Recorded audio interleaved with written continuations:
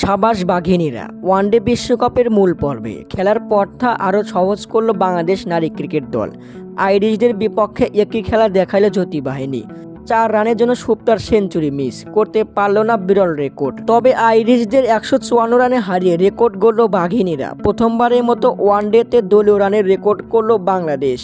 এর আগে 250 রানের দলীয় রেকর্ড ছিল, সেই রেকর্ড এবার ভাঙল আইরিশদের বিপক্ষে 4 উইকেটে 252 রান করে। দর্শক, আইরিশদের বিপক্ষে 3 ম্যাচের ওয়ানডে সিরিজের প্রথম ওয়ানডে বুধবার মিরপুরে মুখোমুখি হয় দুই দল। টস জিতে আগে ব্যাট করার সিদ্ধান্ত নেয় টাইগার্স ক্যাপ্টেন নিগার সুলতানা জ্যোতি। প্রথমে ব্যাট করতে নেমে দারুণভাবে শুরু করে টাইগার্সরা।